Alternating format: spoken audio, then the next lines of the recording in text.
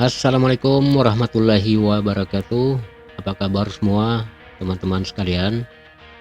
Semoga semua dalam keadaan sehat walafiat. Jumpa kembali dengan saya di channel ini, dan pada kesempatan kali ini kita akan melanjutkan pembahasan kita tentang belajar Python untuk pemula di bagian ke-6.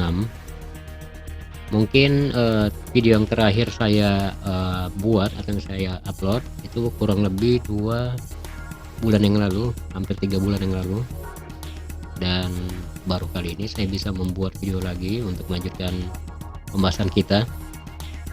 Dan pada kesempatan ini teman-teman, kita memasuki pada materi yang keempat seperti pada layar ini.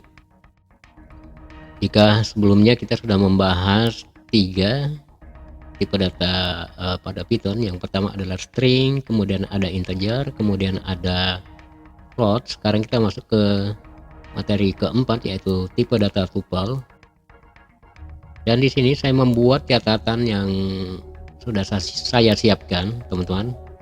Ini sebagai untuk mempersingkat waktu saja ya, agar kita tidak membuat catatan di dalam menjelaskan nantinya, karena tentunya memakan waktu, teman-teman ya. Nah, dan saya langsung saja masuk ke dalam Visual Studio Code. Saya menggunakan Visual Studio Code seperti biasa yang lalu-lalu. Di sini kita bisa saja memanfaatkan komen lainnya pada text editor di Python ini atau di Visual Studio Code ini, tapi itu akan memakan waktu, teman-teman ya, jika kita menjelaskan sambil mencatat. Karena di sini saya selain teman-teman mendengarkan dengan audio, di sini saya sengaja membuat ada catatan agar bisa terlihat juga ya. Jadi double-nya masuknya itu double ya, kita mendengar dan melihat catatan dan penjelasannya gitu ya. Ini saya buat seperti kerangka untuk pembahasan kita. Jadi ini adalah panduannya. Nah, di sini teman-teman, saya membuat 4 soal, dan setiap soal akan kita bahas satu persatu. Nah, baiklah, kita langsung ke pertanyaan nomor pertama, yaitu soal yang pertama ya, yaitu apa itu tipe data tuple. Dan tipe data tuple itu adalah, kita jelaskan dulu, tipe data tuple adalah A, di sini ada B dan C ya, A, B dan C. Yang pertama adalah tipe data tuple adalah tipe data yang berjenis tipe data kolektif. Kenapa dikatakan kolektif? Karena menyimpan lebih dari satu nilai dalam satu variabel, baik itu dari jenis nilai yang sama atau dari jenis nilai yang berbeda. Nah, kita contohkan ya dengan praktek di samping pada text editor di Python. Nah, kemudian di sini teman-teman, yang pertama dimaksud dengan kolektif adalah kita membuat sebuah variabel dulu. Misalkan kita membuat variabel tuple, kita beri nama tuple A. Kemudian di sini kita membuat nilai di dalam variabelnya ya. Jadi namanya adalah tuple A. Kemudian kita buat mendefinisikan tuple menggunakan tanda kurung. Nah, sekarang kita buat nilai di dalamnya. Sekarang kita buat nilai misalkan berjenis tipe data string atau str dengan tulisan misalkan saya, seperti ini ya. Kemudian kita lihat lagi pada lembar kerja kita, dikatakan kolektif karena variabel di dalamnya yang menyimpan lebih dari satu nilai. Nah, di sini kita baru membuat satu nilai dengan jenis tipe data string, yaitu saya di sini ya. Nah, berarti kita harus membuat satu lagi nih. Jadi bisa 2, bisa 3 dan seterusnya. Yang penting bukan satu nilai saja ya, karena jika cuma satu ini bersifat string saja, karena kita menggunakan string di dalam nilainya. Dan harus 2 baru dikatakan tuple. Nah, sekarang kita membuat satu nilai lagi, tapi kita lihat lagi di lembar kerja kita, yaitu satu nilai dalam satu variabel. Kita sudah membuat satu, kita harus membuat lagi satu, dan satu nilai tersebut bisa dari jenis yang sama ya, atau jenis nilai yang sama kita buat ya. Berarti di sini kita akan membuat lagi satu nilai lagi dengan jenis yang sama, yaitu nilai yang berjenis string. Misalkan saya sudah ada, kemudian mau dan makan, saya membuat 3 di sini ya. Kemudian kita lihat lagi pada lembar kerja. Nah, di sini kita sudah membuat variabel dari jenis nilai yang sama. Saya adalah tipe data string, kemudian nilai yang kedua adalah mau dengan tipe data string, dan ketiga adalah makan dengan tipe data string juga. Nah, inilah yang dimaksud dengan tipe data kolektif. Jadi ada banyak koleksi tipe data di dalam ya. Ada 2, 3 dan seterusnya. Yang jelas itu bukan satu nilai saja di dalamnya. Kemudian kita contohkan lagi masih di pertanyaan 1 bagian A ini. Kemudian atau dari jenis nilai yang berbeda. Nah, kita buat lagi sebuah variabel, misalkan namanya adalah tuple underscore B ya. Kita sudah buat A. Sekarang kita membuat nilai lagi di dalamnya dengan jenis yang berbeda. Kita buat lagi tanda kurung. Kemudian misalkan saya membuat dari tipe data integer, yang mana kita tahu integer adalah sebuah tipe data yang berjenis bilangan bulat ya, misalnya 1, 2, 3 dan seterusnya. Misalkan saya menggunakan 9, kemudian kita buat lagi satu tipe data lagi atau 2 lagi. Kemudian di sini saya menggunakan tipe data float misalkan, yaitu jenis tipe data bilangan pecahan ya, atau bilangan desimal. Saya buat 3,2 misalkan. Kemudian kita buat lagi dengan tipe data string. Di sini saya memasukkan misalkan saya. Nah, ini adalah, kita lihat lagi ke lembar kerja kita. Atau dari jenis nilai yang berbeda. Nah, di sini kita sudah membuat 2 jenis tipe data dengan nilai yang berbeda ya di dalamnya. Yang A adalah variabel dengan nilai yang sama, yaitu string, ada 3 di dalam, saya mau dan makan ya. Kemudian variabel tuple kedua yaitu tuple B dengan nilai yang berbeda di dalamnya, ada 3 nilai jenis yang berbeda, yaitu 9 adalah integer, kemudian 3,2 adalah float, kemudian nilai yang ketiga adalah tipe data string dengan tulisan saya. Nah, sekarang kita sudah membahas yang bagian 1 di bagian A ya. Sekarang kita beralih lagi ke bagian B. Nah, pada bagian 1B ini adalah tuple bersifat ordered ya, atau terurut. Kita bisa mengakses, karena kita bisa mengakses nilai di dalam variabelnya menggunakan indeks. Jadi ini kita bisa panggil nilai di dalamnya teman-teman, atau kita keluarkan dengan menggunakan indeks ya. Bagaimana caranya dan apa yang dimaksud dengan mengakses nilai di dalamnya? Maksudnya nilai yang ada di dalam variabel ini seperti 9, 32 atau saya, atau yang di atas ini yang semuanya adalah string, saya, mau dan makan, itu bisa kita keluarkan menggunakan indeks atau output ya. Nah, di sini kita lihat lagi di sini. Baiklah, kita coba contohkan, kita keluarkan nilai di dalamnya atau menggunakan indeks dengan menggunakan print output ya. Kita tuliskan print, kemudian tanda kurung, kemudian kita akan mengakses satu nilai di dalamnya ya. Misalkan kita ingin mengeluarkan yang tuple variable tuple B ini, nilainya akan kita keluarkan. Misalkan kita memilih yang 9 dulu. Ini kita tulis tuple B,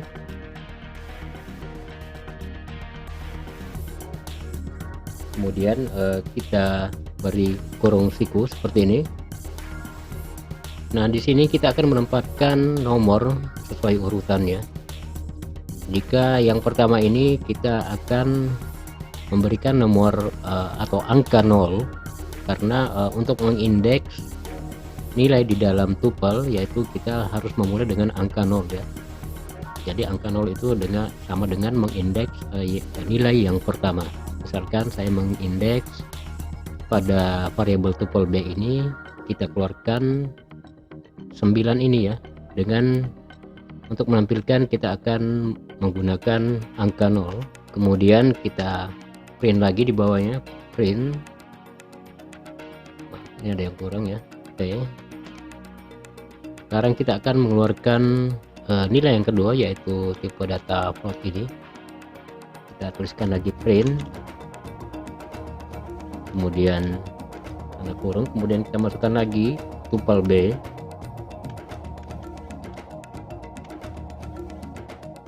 kemudian tanda kurung siku, kemudian kita akan menuliskan angka 1 untuk nilai yang kedua pada tuple B ya. Kemudian kita tulis lagi di bawah untuk mengeluarkan nilai ini, yaitu string dengan tulisan saya. Kita tuliskan lagi print, kemudian nama variabelnya yaitu tuple B dan kurung siku, kita tuliskan angka 2. Nah, sekarang kita play ya untuk mengeluarkan nilai di dalam tuple B ini. Kita play di sini.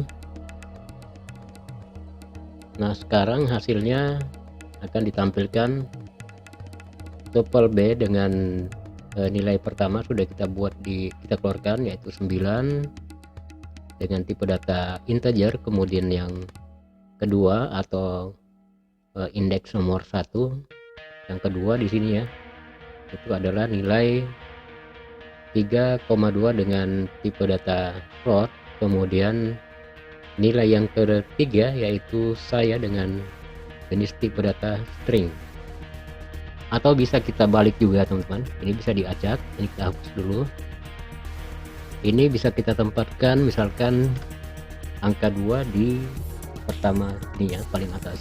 Kemudian di tengah ini kita taruh yang nomor angka 0, yaitu 9 yang ini adalah 0 karena dia berada di nilai pertama. Kemudian yang di B kita ganti menjadi 1. Kemudian kita play. Nah, di sini 2 adalah saya.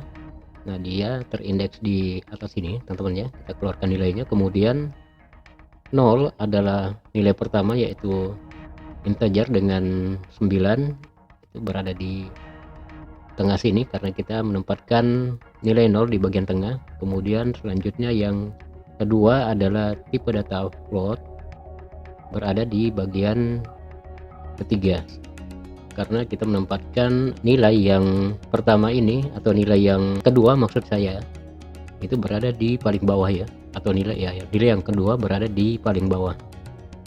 Nah, ini bisa kita acak juga teman-teman. Yang jelas ini juga masih terhitung terurut teman-teman ya, karena di sini ada 3 nilai dan indeksnya juga terurut, ada 3 indeks ya, ada 3 di sini.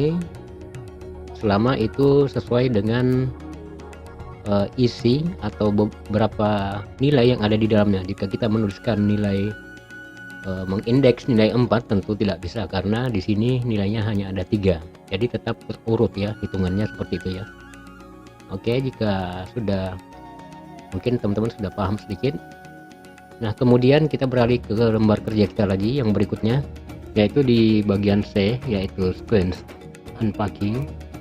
Jadi sequence unpacking ini fungsinya adalah sama dengan seperti persis ya, sama dengan fungsi yang bagian B ini, yaitu mengakses nilai menggunakan indeks ya di dalam variabel. Jadi sama-sama mengeluarkan nilai dari variabel atau mengekstrak nilai dari variabel. Nah, bedanya di sini sequence unpacking ini kita bisa mengakses atau mengekstrak nilai satu persatu atau mengekstrak nilai sekaligus. Jika nilai tersebut itu sudah sangat banyak, kita langsung bisa mengurutkan sekaligus ya. Nah, contohnya kita lihat seperti pada editor, kita contohkan. Misalkan di sini objeknya adalah variabel tuple A ini ya, yang akan kita jadikan objek. Kemudian di sini kita akan membuat sekat atau membuat partisi dulu, atau membuatkan tempat untuk setiap nilainya, karena di dalam variabel tuple A ini nilainya adalah ada 3, yaitu saya, mau, dan makan. Jadi kita membuat 3 tempat ya, dengan menggunakan huruf misalkan A1, kemudian B, kemudian C. Jadi ada 3 karena di dalam variabel tuple A ini ada 3 nilai, jadi kita buat 3 juga di sini, A, B, C. Kemudian kita tempatkan di sini nama variabelnya yaitu tuple A. Kemudian di bawah kita membuat output untuk mengeluarkan isinya, karena di sini kita sudah memotong ya, artinya kita memberikan tempat, sudah dipotong ya, seperti itu. Sekarang kita menampilkan isinya dengan menggunakan print, kemudian A, kemudian print lagi, terus yang kedua adalah B, kemudian kita buat lagi print yang ketiga yaitu C. Sekarang kita tinggal melihat hasilnya seperti apa. Kita klik play. Nah, sekarang sudah ada ya di bawah sini teman-teman. Ini harusnya kita hapus. Ini adalah jawaban yang pertanyaan A1B ya. Ini kita hapus dulu ya, supaya tidak tercampur. Ini membuat pandangan teman-teman sekalian bisa kebingungan jadinya. Nah, di sini kita hapus. Jadi ini kita ulang dulu.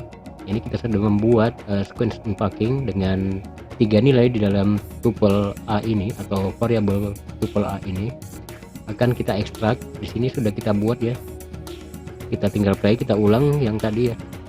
Nah, di sini kita lihat. Nah, ini sudah terekstrak. Jadi di dalam variabel tuple itu sudah kita keluarkan isinya, yaitu saya, mau, dan makan secara terurut. Adapun apakah ini bisa diacak seperti indeks sebelumnya di pertanyaan B? Bisa saja. Coba kita mencoba ya untuk mengacak ya. Misalkan di bagian terakhir ini kita menempatkan huruf A, kemudian di sini adalah C, kemudian di sini adalah B misalkan ya. Ini kita hapus dulu untuk melihat lebih jelas. Dan ternyata bisa teman-teman ya. Jadi ini juga bisa kita acak. Yang penting yang jelas itu urutannya sesuai jumlah nilai yang ada di dalam variabel. Jika jumlahnya tidak sama dengan yang ada di sini, maka itu tentu saja tidak berjalan ya, atau yang lebihnya itu akan terjadi error tentunya. Nah, baiklah, kita akan mengarah ke lembar kerja lagi. Nah, di sini kita sudah mencoba untuk mengekstrak isi dari variabel tuple A ini ya, yaitu dengan menggunakan sequence unpacking ini, metode ini. Nah, sekarang kita menggunakan metode yang kedua, itu hampir sama saja, maaf di sini saya keluar. Nah, di sini kita akan menggunakan metode yang kedua. Di sini kita menggunakan sekaligus teman-teman. Jadi kita menggunakan 1 kali print ya, dalam mengeluarkan nilai di dalam variabel ini. Kita menggunakan lagi objeknya adalah variabel tuple A ini ya. Jadi kita ketik ulang lagi di sini dengan mengetikkan, misalkan ini, jika sebelum kita memulai saya terangkan dulu. Jadi yang kedua ini, cara yang kedua dari pertanyaan 1C ini kita lakukan jika nilai di dalam variabel ini sudah sangat banyak, entah itu sampai puluhan atau mungkin sampai ratusan ya. Jadi kita sudah tidak tidak terlalu banyak lagi mengetikkan print sampai puluhan kali. Kita cukup mengetikkan satu print, maka semuanya akan dikeluarkan secara langsung dalam satu kali print gitu ya.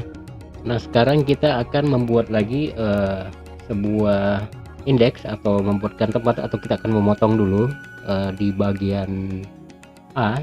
Adalah kita objeknya adalah tuple A ini ya, yaitu variabel yang paling atas ini A. Kemudian kita gunakan res tanda pagar tanda bintang seperti ini teman-teman ya. Kemudian tuliskan di situ res seperti ini. Kemudian kita tempatkan nama variabelnya itu tuple A ya. Jadi objek kita adalah tuple A ini, tuple A. Kemudian di bawah kita buat print A. Kemudian ini yang pertama harus kita jalankan teman-teman. Jadi yang nilai yang pertama adalah A harus dibuat satu terlebih dahulu ya. Kemudian setelah itu baru kita buat res untuk nilai yang banyak yang ingin kita keluarkan. Misalnya di sini contohnya hanya 2 ya. Sini kita contohkan hanya 2 nilai untuk resnya. Sedangkan untuk print A nya ini di sini hanya ada satu nilai, tapi ini harus kita dahulukan dulu satu nilai di awal. Kemudian untuk resnya baru kita buat yang berikutnya, baru kita membuat res, yaitu untuk mengekstrak nilai yang banyak. Di sini hanya contoh saja hanya 2, tapi jika jumlahnya lebih dari 2 hingga puluhan bahkan ratusan atau lebih, itu sudah kita menggunakan res ya. Tapi yang di awal harus menggunakan satu nilai dulu yang akan dikeluarkan. Kemudian kita tuliskan di sini print, contohnya ya, kita lihat saja di sini.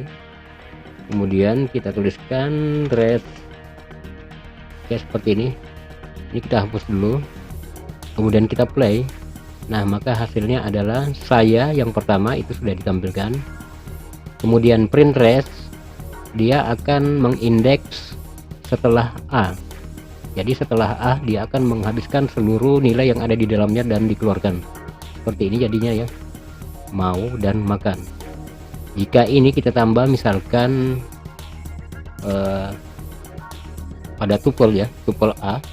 Misalkan kita tambah, jadi untuk lebih jelasnya kita tambah misalkan di sini tipe datanya kita tambah atau nilainya dengan tipe data integer, misalkan bilangan bulat 1 2 3 4 5 dan 6 misalkan seperti ini. Nah, di sini resnya itu kita nilai yang pertama sudah kita buat di sini. Kemudian print resnya itu sudah mengindeks seluruh atau sudah mencakup seluruh nilai setelah nilai pertama ya, seperti itu. Seperti ini. Maaf, ini tukar. Jadi dia akan menghimpun semua nilai di dalam ini hingga nilai terakhir. Yang jelas nilai yang pertama ini belum bisa karena kita harus membuat secara mandiri yang untuk pertama ini. Kemudian setelah itu baru dia akan mengikat semua nilai hingga yang nilai terakhir ke dalam res. Nah, di sini kita play lagi. Ini kita hapus dulu. Kita lihat contohnya seperti apa. Nah, di sini sudah ada teman-teman ya. Jadi yang pertama di indeks adalah atau di ekstrak adalah saya. Kemudian di dalam res dia akan menghimpun seluruh nilai setelah nilai pertama. Nah, ini adalah teknik sequence unpacking pada pertanyaan 1C ini. Nah, sekarang kita beralih lagi ke kemudian di bagian ke D teman-teman. Pertanyaan D masih di bagian 1 ya. Pertanyaan 1 di bagian D yaitu unchangeable atau immutable, artinya tidak bisa diubah setelah didefinisikan. Nah, ini di sini kita tidak melakukan praktek. Di sini kita hanya menjelaskan bahwa ini artinya unchangeable atau immutable ini jika kita sudah membuat atau mendeklarasikan sebuah variabel, artinya kita sudah membuat seperti ini misalkan, atau tuple A atau tuple B, itu isinya sudah tidak bisa kita rubah lagi teman-teman, tidak bisa dihapus, tidak bisa diganti ataupun diedit, kecuali kita membuat ulang gitu ya dengan nama yang sama. Tapi jika kita sudah membuat seperti ini, kita sudah tidak bisa mengedit nilai dari variabel ini. Nah, itulah yang dimaksud dengan pertanyaan 1D ini ya, yaitu unchangeable dan immutable. Dan sekarang kita masuk ke pertanyaan kedua. Kita sudah melewati satu pertanyaan mulai A dan sampai D ya. Sekarang kita beralih ke pertanyaan kedua atau soal yang kedua, yaitu tuple merupakan satu dari 4 jenis tipe data kolektif yang ada pada bahasa Python ya. Seperti contohnya misalkan tuple ini sendiri adalah bahasa tipe data kolektif maksud saya. Kemudian yang kedua adalah list, ini juga ada merupakan tipe data kolektif. Kemudian ada tipe data set, kemudian ada tipe data dictionary. Semua keempat ini adalah jenis tipe data yang bersifat kolektif karena menyimpan nilai lebih dari satu di dalamnya, baik itu nilai dengan karakter yang sama atau karakter yang berbeda yang sudah kita contohkan tadi ya, atau jenis yang sama atau jenis yang berbeda seperti itu. Nah, di sini kita akan mencontohkan perbedaan di antara keempat tipe data ini, karena kesamaannya sudah kita jelaskan bahwa ini semuanya keempat ini sama-sama kolektif. Namun kita lihat dulu seperti apa perbedaan dalam mendefinisikan atau cara penulisan dalam menuliskan atau mendefinisikan keempat tipe data ini. Kita contohkan di sini, kita hapus. Ini kita hapus saja teman-teman. Oh tidak, ini kita gunakan lagi nantinya, belum kita hapus ya. Jadi di sini kita mencontohkan untuk 4 tipe data yang sama-sama kolektif dan seperti apa cara mendefinisikan keempatnya. Yang pertama adalah tuple, seperti kita sudah lihat di sini. Ini adalah tuple ya, seperti ini sudah kita lihat. Kemudian di sini kita akan memperlihatkan cara mendefinisikan list atau cara penulisan list.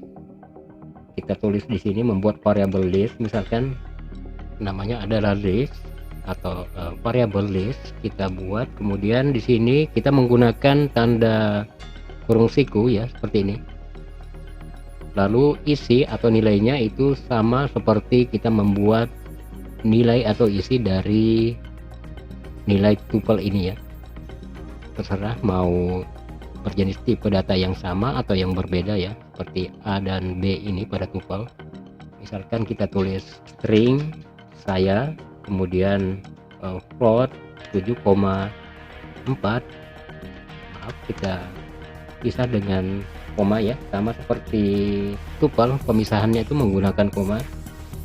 Kemudian kita menggunakan float misalkan 4,7, kemudian kita menggunakan integer misalkan 1. Nah, ini adalah sintaks atau cara penulisan list atau mendefinisikan list ini itu seperti ini ya. Jadi perbedaannya hanya terletak pada kurung siku ini, dan pada tuple menggunakan kurung biasa ya, tanda kurung biasa. Nah, kemudian bagaimana dengan set? Kita akan membuat lagi variabel untuk set. Di sini misalkan kita tulis set. Nah, untuk set ini kita menggunakan kurung kurawal teman-teman. Jadi ini hampir-hampir mirip ya semuanya, cuma perbedaannya cuma pada karakter pendefinisiannya saja.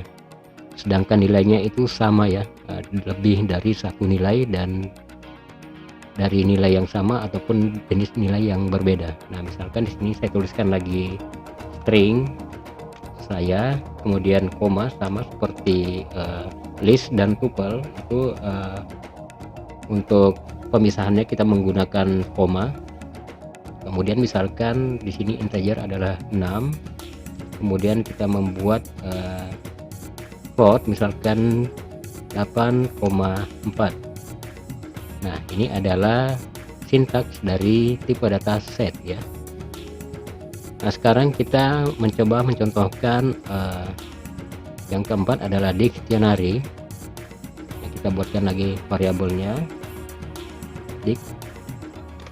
dictionary. Kemudian di sini kita menggunakan juga yaitu kurung perawal teman-teman, jadi sama dengan set ya, seperti ini kurung perawal.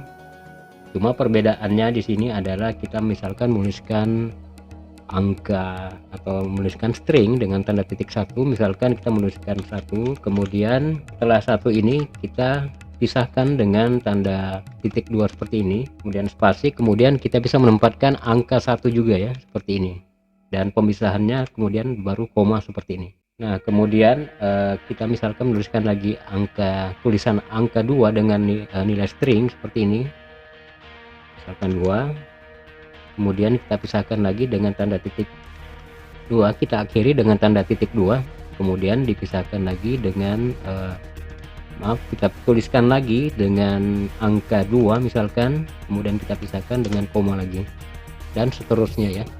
Kita tuliskan saja 3 lagi, jadi sama-sama 3 ya, 3 nilai, 3, kemudian tanda titik 2, kemudian tuliskan lagi angka 3, kemudian ini adalah 4 tipe data kolektif yang ada di bahasa Python. Yang pertama adalah tuple, yang mana cara penulisan tuple seperti yang kita lihat di sini.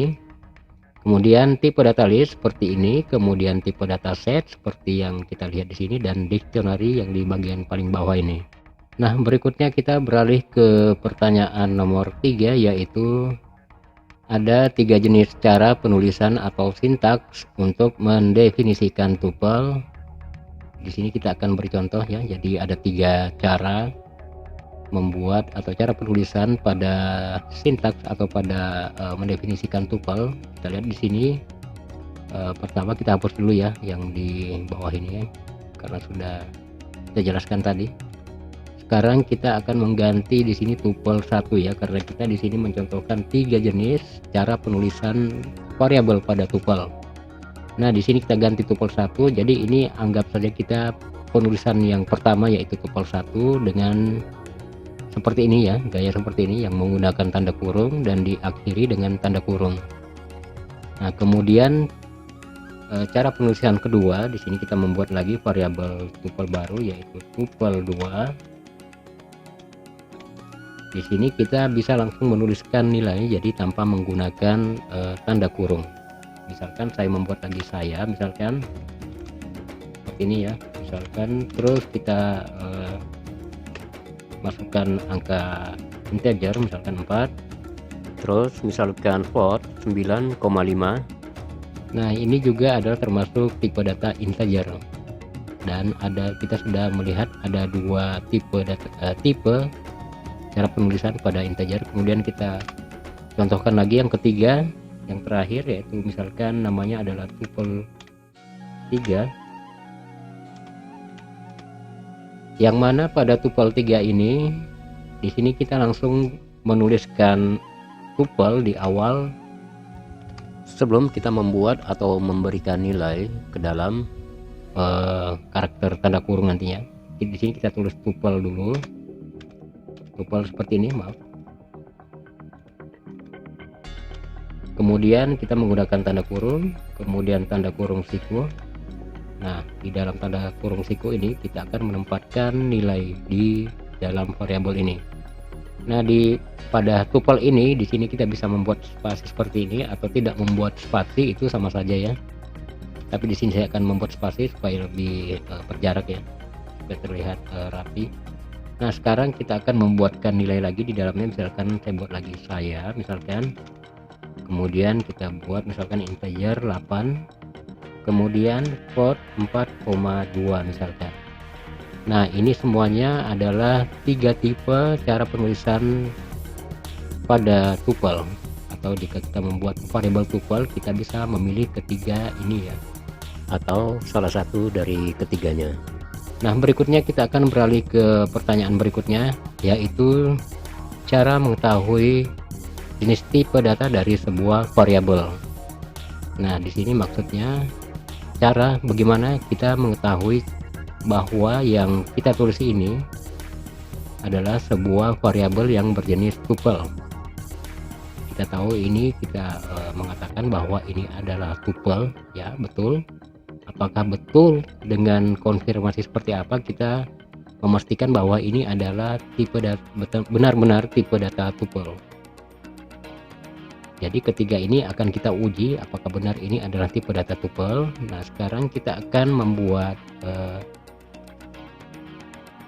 outputnya ya, untuk mengetahui betul melihat apakah kelasnya atau tipenya ini adalah betul-betul bertipe data tuple. Sekarang kita mengetikkan misalkan print untuk mengetahui, kita ketikkan print kemudian tanda kurung, kemudian kita ketikkan tipe kemudian tanda kurung lagi. Nah, sekarang kita akan memilih salah satu yang mana yang akan kita uji terlebih dahulu untuk mengetahui bahwa ini benar adalah tuple di antara ketiganya. Sekarang kita pilih yang tuple pertama dulu, misalkan tuple underscore 1 ya. Kemudian kita play di sini. Nah, sekarang kita lihat kelasnya adalah tuple. Jadi ini benar adanya bahwa ini adalah berjenis tipe data tuple ya. Kemudian yang kedua akan kita uji lagi. Di sini kita tinggal mengganti angkanya saja, yaitu 2. Jadi kita tinggal mengganti namanya saja. Ini kita hapus. Kemudian kita play lagi untuk mengetahui apakah benar ini adalah tuple. Nah, sekarang kita bisa lihat tipe tuple underscore 2 ini adalah kelasnya adalah tuple ya. Jadi ini benar adalah tuple. Sekarang kita uji yang tuple 3 ini yang paling bawah. Kita tinggal mengganti angka di bawah, di belakangnya. Sekarang ini kita hapus dulu, terus kita play yang ini untuk melihat hasil. Dan sekarang tuple ketiga kelasnya juga adalah tuple. Jadi ini sudah terkonfirmasi. Jadi kita ketahui bahwa ini benar adanya adalah tipe data yang berjenis tuple. Nah, mungkin teman-teman jika sudah mungkin agak paham ya, teman-teman bisa ulang-ulang saja jika mungkin pembahasan saya agak terbata-bata. Dan pembahasan kali ini mungkin saya cukupkan dulu sampai di sini teman-teman. Semoga bisa dipahami dan semoga bermanfaat. Sampai ketemu lagi di video berikutnya. Wassalamualaikum warahmatullahi wabarakatuh.